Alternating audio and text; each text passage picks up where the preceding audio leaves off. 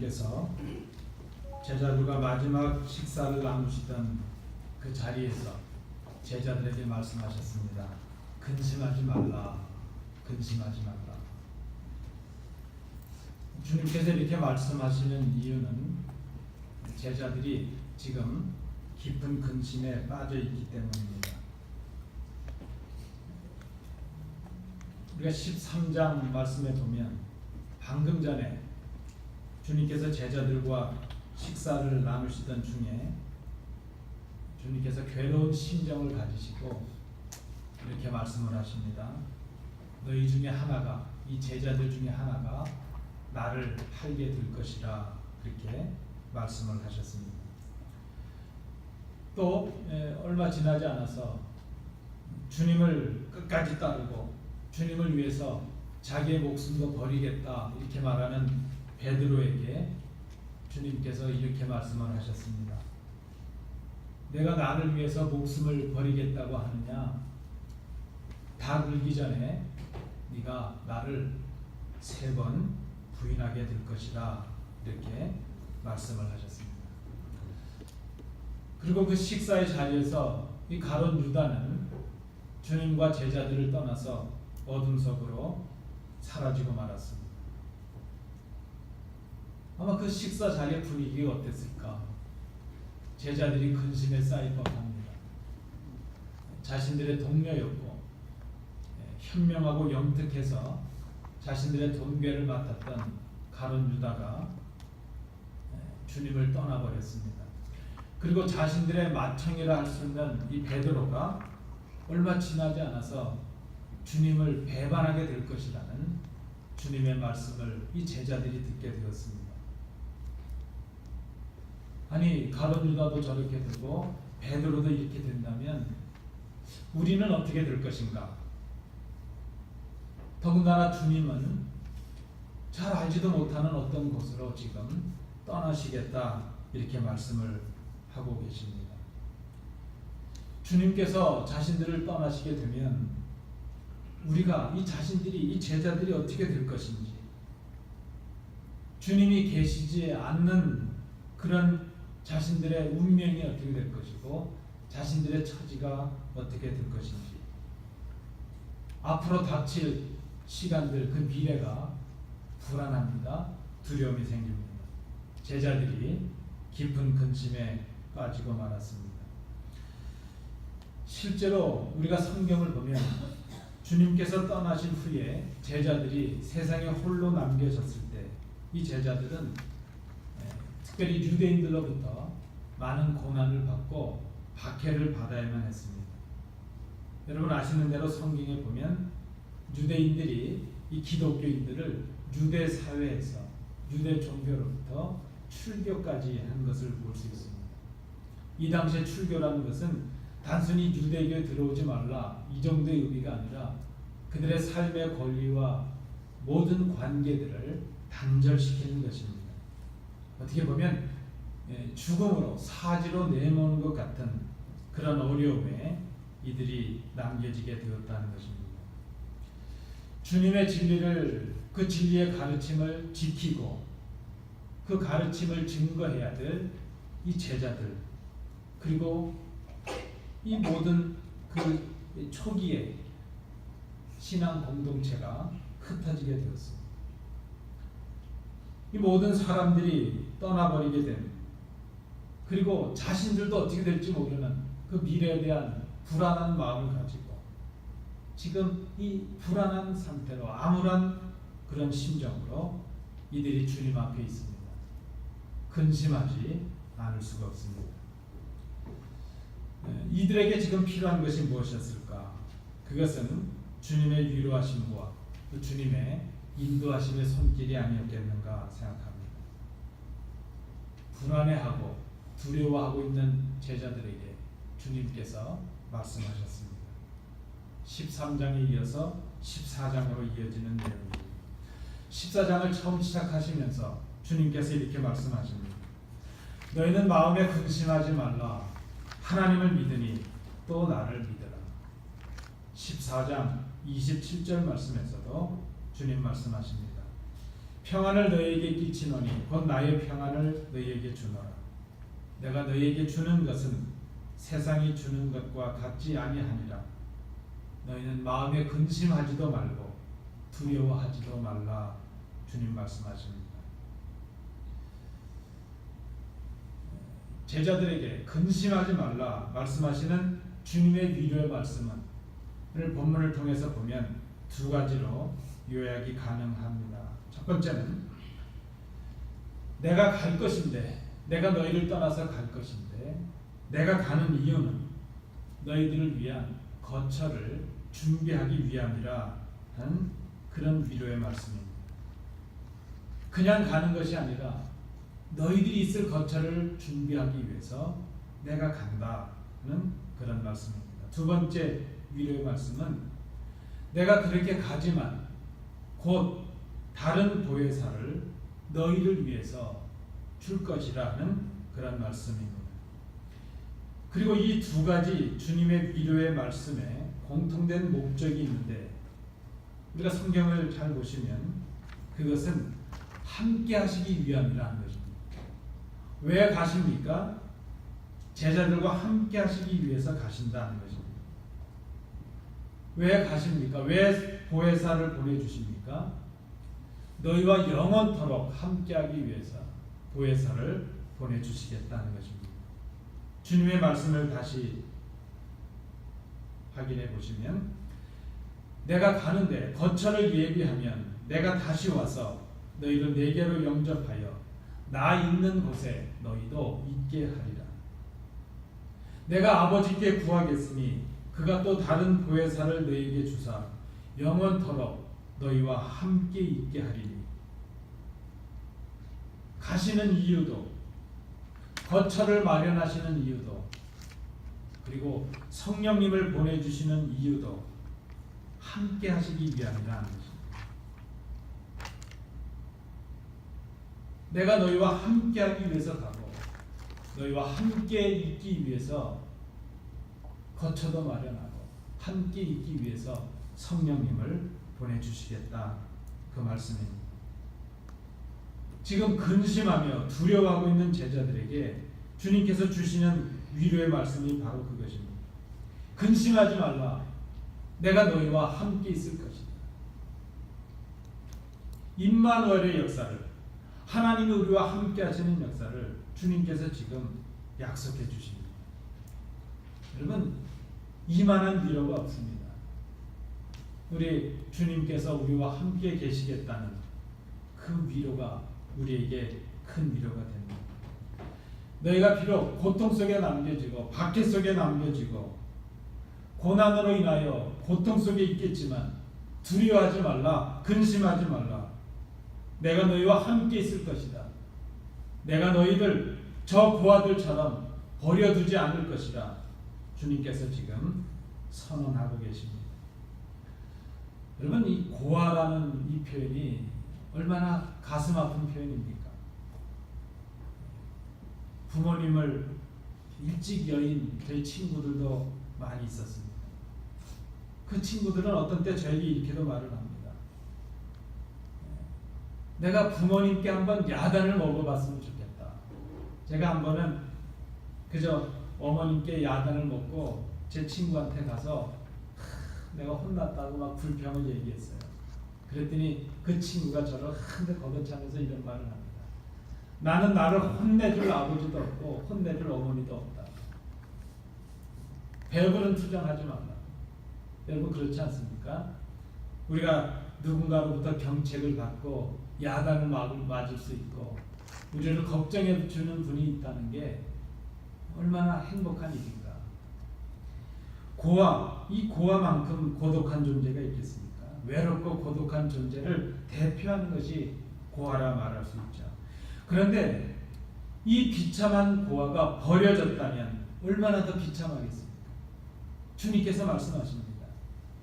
고아가 비록 버려진 존재라 말들 하지만 내가 너희를 그렇게 고아들처럼 버려진 존재들처럼 너희를 버려두지 아니하고 너희와 함께 있겠다. 그러니 두려워하지 말고 근심하지 말라. 여러분, 주님께서 우리에게, 이 제자들에게 지금 주시는 말씀이 근심하지 말라 이렇게 말씀하시는 것이, 근심할 거리가 없는데 왜 근심하냐, 그 말씀이겠습니까? 사실 우리의 삶을 돌아보면 우리는 근심 속에 살아갑니다. 배가 고프면 배가 고파서 근심, 배가 부르면 배가 불러서 근심. 하도 우리는 근심이 많으니까 이 근심을 죽는다는 표현을 해요. 그래서 우리 입에 붙은 표현이 뭐죠? 재밌어도 죽겠대요. 재밌어서 죽겠다. 배고파서 죽겠다. 더워서 죽겠다. 추우면 추워서 죽겠다. 가지면 가진 대로 걱정, 없으면 없는 대로 걱정. 우리는 걱정투성의 삶을 살아갑니다. 주님께서 하시는 이 말씀이 너희에게 걱정할 거가 하나도 없으니까 걱정하지 마, 그 말씀이 아니라, 너희가 살아가는 이 땅이 걱정과 근심으로 가득한 세상이지만 그럼에도 불구하고 근심하지 말라 말씀을 하십니다. 그 이유가 무엇입니까? 내가 너희와 함께 있기 때문에 근심하지 말라, 지금 그렇게 말씀하고 계십니다. 근심하지 말라, 내가 너희와 함께 있을 것이라. 지금 이 약속을 근심과 두려움 속에 빠져있는 제자들에게 주님께서 이 말씀을 주고 계십니다. 주님께서 주시는 위로의 말씀이 바로 이것입니다. 내가 너희와 함께 있을 것이다. 너희가 세상에 남겨지지만 너희들을 고아처럼 버려두지 않을 것이다. 내가 곧 너희들을 홀로 있게 할 것이 아니고 이렇게 다시 와서 너희들과 함께 있을 것이다. 여러분, 함께 하시겠다는 이 위로와 이 약속은 제자들을 향한 주님의 사랑입니다. 여러분, 무엇이 사랑입니까? 함께 있는 게 사랑입니다. 같이 있으면 힘들 수도 있고 다툼도 있을 수 있지만 그럼에도 불구하고 함께 있는 것이 사랑입니다. 함께 살아가는 것, 함께 먹고 함께 웃고 함께 기뻐하고 함께 슬퍼하는 것, 그게 바로 사랑입니다. 주님께서 우리에게 지금 이 제자들에게 그것을 약속하고 계십니다. 너희들을 버려두지 아니하고 너희들을 홀로 있게 아니하고 다시 와서 너희와 함께 있겠다. 주님께서 우리와 함께 계시기 위해서 두 가지의 사랑의 약속을 오늘 본문을 통해서 주십니다. 하나는 보혜사를 보내주시겠다는 약속입니다. 또 하나는 곧 다시 오시겠다는 그 약속입니다. 우리 성도님들 아시는 대로 보혜사라는 말은 헬라어에서 파라클레토스라는 단어가 쓰입니다. 이 파라클레토스라는 말의 이 파라라는 뜻은 전치사인데, 역적 전치사인데 뭐뭐 곁에 혹은 뭐뭐 가까이 그런 의미를 가집니다. 이 파라클레토스라는 말은 위로자, 권고자 혹은 변호자 이런 뜻으로 쓰는데 정확한 의미로는 옆에서 위로해주는 사람, 그게 바로 보혜사라는 뜻입니다. 옆에서 위로해주고 옆에서 권고해주고 옆에서 변호해주는 사람, 그 사람이 바로 파라클레토스, 보혜사라는 그런 의미를 갖습니다. 요한복음은 특별히 하나님의 영이신 성령님을 묘사할 때에 성령이라는 단어를 쓰기도 하고 진리의 영, 그리고 마지막 우리 예수님께서 고별 설교를 하시는 이 부분에 와서는 보혜사라는 이 호칭을 쓰고 있는 것을 봅니다. 오늘 본문 16절에서도 주님은 이렇게 말씀하십니다. 또 다른 보혜사를 너희에게 주실 것이라, 그렇게 말씀합니다. 근데 여러분, 우리가 이 또 다른 보혜사라는 이 표현은 조금 주의해 볼 필요가 있습니다. 또 다른 보혜사, 이미 너희에게 보혜사가 있으셨는데 그 보혜사가 아닌 동일한 또 다른 보혜사를 보내시겠다는 그런 의미가 있습니다. 이미 제자들에게 있으셨던 보혜사는 바로 주님이셨습니다. 주님께서 제자들과 함께 계시면서 그들을 위로해 주시고 그들을 변호해 주시고 그들을 도와주셨습니다. 그런데 예수님께서, 그 처음 보혜사셨던 예수님께서 이제 그 제자들을 떠나시게 되었습니다. 주님께서 제자들을 떠나시면서 주님과 동일하신 또 다른 보혜사 성령님을 지금 보내주시겠다 그렇게 말씀하고 계신 것입니다. 성령님은 예수님과 동일하신 또 다른 보혜사이십니다. 예수님은 곧 십자가에 죽으심으로 세상은 더 이상 주님을 보지 못할 것입니다. 더 이상 주님께서 육신적으로는 제자들과 함께 하시지 않습니다. 주님은 그렇게 가시지만 주님은 성령님으로 제자들과 함께 거하십니다. 또 다른 보혜사 이 성령님께서 오셔서 주님께서 하신 일을 동일하게 해주십니다. 첫 번째 보혜사셨던 주님께서 보혜사로서 제자들을 위로해 주시고 권면해 주시고 변호해 주셨는데 이제 두 번째 보혜사이신 성령님께서 오심으로 제자들을 위로해 주시고 권고해 주시고 변호해 주십니다. 이 보혜사로 말미암아 제자들은 근심하지 않을 것이고 담대하게 주님께서 맡겨주신 이 사명을 감당하게 될 것이라 하는 그 위로의 말씀입니다. 여러분, 특별히 우리 교회는 여름이 되면 많은 성도님들이 출타를 하십니다. 여행을 가시는 분들이 많이 계십니다.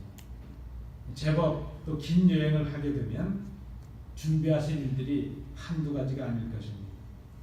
근데 그 중에 하나가 있는데 여러분 그 먼 여행을 가시게 되면 여러분 집에 있는 화초들은 어떻게 건사하시나요? 또 집에 있는 반려동물, 강아지나 고양이나 어떤 분들은 거북이를 키우시는 분들도 있고 그 반려동물들은 어떻게 돌보시겠습니까? 우리 성도님들 중에 보니까 특별한 방법을 고안하시는 분들도 계셔요. 그 특별히 화초들 같은 경우에는 큰 페트병에 물을 가득 담고 그 밑에다가 바늘로 구멍을 텅텅텅 뚫어서 화분에 이렇게 걸쳐 놓으면 물이 조금씩 빠지면서 화분에 물이 스며들 수 있도록 그래서 최소한의 이 화초가 말라 죽지 않도록 그렇게 하시는 분들 보기도 하였습니다. 그게 여의치 않으면 아예 좀 아는 분들께 좀 며칠에 한 번씩이라도 집에 들려서 화초들의 마당에 좀 물을 주고 가면 좋겠다 이렇게 부탁을 하시는 분들이 있는 것도 봅니다. 근데 이제 반려동물들이 문제입니다. 우리가 여행에 함께 데려가지 못할 때에 이 반려동물들을 어떻게 할까? 그래서 생명이 있는 동물들 그저 집에 문 닫아놓고 갈 수도 없는 것이고 되게 우리 성도님들 보니까 이렇게 맡겨주는 뭐 애견센터 같은 카페 같은 그런 곳에 맡기시는 분들도 있고 그게 아니면 우리 서로 이웃에 혹은 아는 분들께 아예 그 고양이나 개 우리 반려동물들을 맡기시는 분들이 있는 것을 볼 수가 있습니다. 근데 여러분 우리가 돌보지 못하는 기간 동안 우리를 대신해서 누가 와서 화초를 돌봐주고 또 우리를 대신해서 누군가가 우리의 반려동물들을 좀 돌봐주는 것 그것을 우리 성령님이 오셔서 우리를 돌보는 것처럼 그런 의미로 생각해서는 안 된다는 것입니다. 제가 이 말씀을 드리려고 장황한 설명을 드렸습니다. 성령님이 오셔서 우리를 돌보시는 것 그것이 주님의 어떤 빈자리를 누군가가 와서 대신 메꿔주는 것 그렇게 이해해서는 안 된다는 것입니다. 우리는 능력이 많지 않아서 여기 있으면 저기 있을 수 없는 사람들이 바로 우리들입니다. 우리는 떠나가면 그 자리에 우리의 빈자리가 생기고 우리가 그 자리를 대신할 수는 없습니다. 우리의 화초들을 돌보고 우리의 동물들을 돌보는 것이 우리가 아닌 다른 사람이 하는 것 그것이 우리가 하는 것이 아니라는 것입니다. 그런데 성령님께서 오시는 것은 우리가 우리의 화초를 돌보고 동물들을 돌보는 것과는 다른 것이라 하는 것입니다. 주님께서 제자들을 떠나시고 성령님께서 오셔서 제자들을 돌보시게 되는 것 그것은 주님께서 다시 오셔서 돌보시는 것과 같다는 것입니다. 우리가 생각하는 것과는 다르다는 것입니다. 예수님은 제자들을 떠나가시지만 우리가 깨달을 수 없고 이해할 수 없지만 예수님은 다시 제자들과 함께 계십니다. 그것이 바로 성령님의 오심의 의미라 하는 것입니다. 우리가 깨닫기 어려운 것이 바로 이것입니다. 진리신 예수님은 육신으로는 더 이상 제자들과 함께 하시지 않지만 진리의 영이신 보혜사를 보내심으로 영으로, 진리의 영으로 제자들과 함께 하십니다. 예수님의 빈자리를 다른 존재가 채우는 것이 아니라 예수님과 본질상 같은 존재이신 성삼일체 하나님, 성령 하나님께서 오셔서 제자들을 돌보시고 우리와 함께 계십니다. 진리신 예수님 육신으로 함께 하진 않지만 진리신 진리의 영이신 성령님을 보내심으로 영원토록 제자들과 함께 하십니다. 이것이 바로 성령님의 오심의 비밀이요 신비라 말할 수 있습니다. 예수님은 실제로 잠시 이 땅에 거하시면서 제자들의 친구가 되어주시고 위로자가 되어주셨습니다. 그렇지만 성령님은 이제 영원토록 제자들과 함께 하시게 되실 것입니다. 하나님이신 주님께서 말씀의 육신을 입고 이 땅에 오셔서 첫 번 보혜사로서 제자들과 함께 하셨습니다. 그러나 이제 그 주님이 떠나가시고 나면 진리의 영이신 성령님께서 오셔서 제자들과 영원토록 함께 하십니다. 우리의 화처와 우리의 동물들은 다른 사람들이 돌보는 것이지만 주님께서 떠나시고 오시는 성령님은 성삼위 하나님, 본질상 같은 본질이시요 동등하신 하나님이시요 같은 본체이신 한 하나님께서 우리를 돌보시고 우리와 함께 계시게 된다는 것입니다. 이것이 성령님의 오심의 신비입니다. 물론 예수님의 다시 오심은 우리의 역사적인 종말에 심판주로 오시는 그 주님이 오실 그때에 완성이 될 것입니다. 그런데 여러분 기억하십시오. 하나님과 같은 본체이신 같은 본질이신 성령님의 오심으로 인해서 예수님의 다시 오심이 지금 이미 우리에게 이루어지고 있다는 것입니다. 이 주님의 오심이 이미 시작이 되었습니다. 성령님의 오심으로 시작이 되었습니다. 완성은 주님께서 다시 오시는 그날, 심판주로 오시는 그날 완성이 될 것입니다. 그래서 성삼위 하나님께서 이제 우리 가운데 함께 계십니다. 20절에서 주님께서 이렇게 말씀하시고 그날에는 내가 아버지 안에 너희가 내 안에 내가 너희 안에 있는 것을 너희가 알게 될 것이다. 성령님의 오심으로 인해서 성부 하나님 창조주 하나님의 역사가 우리 가운데 있고 말씀으로 임하신 주님의 역사가 우리 가운데 있고 진리의 영으로 오신 성령님의 역사가 우리 가운데 있게 되었습니다.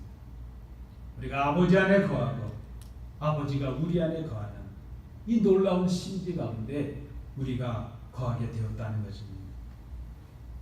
삼일체 하나님의 임재가 성령님을 통해서 우리 가운데 이루어졌습니다. 임마누엘의 역사가 지금 우리 가운데 이루어졌다는 것입니다. 우리가 성령님이 오신다는 것을 단순히 현상적인 어떤 경험에서 찾는 것이 아니라 하나님께서 우리에게 허락하시는 이 하나님과의 새로운 관계, 새로운 신비 속에서 우리가 성령님의 임재를 기억해야 될 것입니다.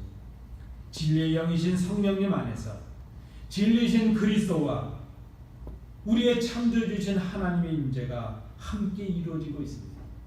그렇기에 성령님의 온전한 임재를 경험하는 것, 그것은 바로 주님을 사랑하는 데 있다는 것입니다. 우리가 어떻게 하나님 앞에 나아갈 수 있습니까? 십자가를 지신 주님을 통해서 나아갈 수가 있습니다. 우리가 어떻게 성령님의 임재를 경험할 수 있습니까? 우리를 위해 십자가에 죽으셨던 주님을 우리의 주님으로 고백함으로 성령님의 임재를 우리가 힘입을 수 있다는 것입니다. 오늘 본문에서 주님은 이렇게 말씀을 하십니다. 나를 사랑하는 사람이 성령의 임재를 경험하는 사람이 될 것이고, 그리고 나를 사랑하는 것은 곧 나의 계명을 지키는 것이라 주님 말씀하십니다. 우리가 주님의 말씀을 지킨다는 것, 그것은 주님을 향한 우리의 사랑의 표시가 될 것입니다. 오늘 보면 21절의 말씀입니다. 나의 계명을 지키는 자라야 나를 사랑하는 자니 나를 사랑하는 자는 내 아버지께 사랑을 받을 것이요 나도 그를 사랑하여 그에게 나를 나타내리라.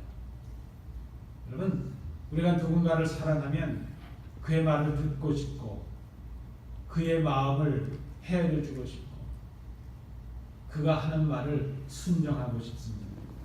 그것이 사랑에 나타나는 특징이라 말할 수 있겠습니다. 그래서 사랑은 말로만 끝나지 않습니다. 사랑은 단순히 말이 아니라 행동으로 이어집니다. 사랑하면 사랑하는 사람의 말을 지키게 됩니다. 주님을 사랑하면 주님의 말씀을 순종하게 된다 하는 것입니다. 우리가 누군가를 사랑하면 그 사랑은 행동으로 이어지는 것입니다. 우리가 교회를 사랑하는 것도 말로만 하는 것이 아니라 우리의 헌신으로 이어지는 것이죠. 주님을 사랑하는 것도 주님을 사랑하기에 기꺼이 주님의 말씀을 기억하고 그 말씀대로 살아가려고 노력하고 그 말씀을 지키는 것이 우리에게 기쁨이 될 수 있다는 것입니다. 이러한 사랑으로 우리가 주님을 사랑하게 되면 당신의 아들을 사랑하는 우리를 하나님께서 보시고 하나님의 사랑으로 우리를 채워주신다는 말씀이 바로 21절의 말씀입니다. 하나님의 아들을 사랑하는 자는 아버지의 사랑을 받게 될 것입니다. 또한 그 사랑 가운데서 주님께서 스스로를 나타내 주시겠다는 그런 말씀입니다. 그런 말씀을 맺습니다. 우리 교회 달력 6월달 달력에 보면 D.L. 무디 목사님의 명언이 기록되어 있는 것을 봅니다. 이런 말씀이 명언이 기록되어 있습니다. 당신의 마음속에 성령을 모시지 않고 그리스도인의 삶을 살아가려고 하는 것은 마치 귀 없이 들으려는 것과 같습니다 하는 말입니다. 당신의 마음속에 성령을 모시지 않고 그리스도인으로 살아가려고 한다는 것은 마치 귀도 없으면서 듣겠다는 사람과도 같다 하는 그런 말입니다. 오늘은 전 세계 교회가 성령님의 오심을 기억하는 성령 강림 주일입니다. 우리 아침에 우리가 이 말씀 앞에서 우리 스스로를 한번 생각해 봅니다. 우리가 정말 성령님의 임재를 누리며 살아가고 있는 것, 날마다 성령님의 감동과 인도하심 속에 우리가 살아가고 있는 것, 성령님이 우리 가운데 거하시는 길이 무엇일까? 오늘 주님께서 이 본문을 통해서 우리에게 가르쳐 주시는 말씀은 간단합니다. 주님을 사랑하는 것입니다. 십자가에서 우리를 위해 지키신 그 주님을 사랑하는 것입니다. 우리를 위해서 크신 위로를 주시면서 다시 오시겠다고 너희와 함께 있기를 원한다고 말씀해 주시는 그 주님을 사랑하는 것입니다. 그리고 주님을 사랑하는 우리의 사랑이 행동으로 나타날 수 있어야 됩니다. 그것은 주님의 말씀을 지키는 것입니다. 주님을 사랑하기에 성도들을 사랑하는 것이요, 주님을 사랑하기에 교회를 위하여 헌신하는 것이요, 주님을 사랑하기에 내 것을 허비하고 희생하면서도 기뻐할 수 있는 것, 그것이 바로 주님의 말씀을 지키는 것이고 주님을 사랑하는 길이고, 그렇게 하는 것이 하나님의 사랑을 받는 길이요, 이 사랑 가운데 주님께서 우리 가운데 거하시게 하는 길이 되기 때문에 우리가 오늘 이 주님의 말씀 앞에 순종을 결단해야 될 것입니다. 주님이 우리와 함께 거하시는 것, 성령님의 임재가 무엇입니까? 주님이 우리와 함께 계신다는 증거입니다. 우리는 이 성령님을 통해서 주님과 함께 거함을 누리게 될 것입니다. 사랑하는 성도 여러분, 우리에게 주시는 주님의 음성을 들으십시오. 내가 아버지께 구하겠으니 그가 또 다른 보혜사를 너희에게 주사 영원토록 너희와 함께 있게 하리니 영원토록 주님과 함께 거하시는 복된 성도들 되실 수 있길 원합니다. 기도하겠습니다. 은혜로우신 아버지 하나님, 성령 강림 주일이 아침에 성령님의 오심의 의미를 저희들이 생각해 보았습니다. 성령님의 오심은 바로 주님이 우리와 함께 하시는 것임을 깨닫습니다. 그리고 그 주님을 함께 하시게 하는 그 길이 주님을 사랑하는 것이 주님의 말씀에 순종하는 것임을 깨닫습니다.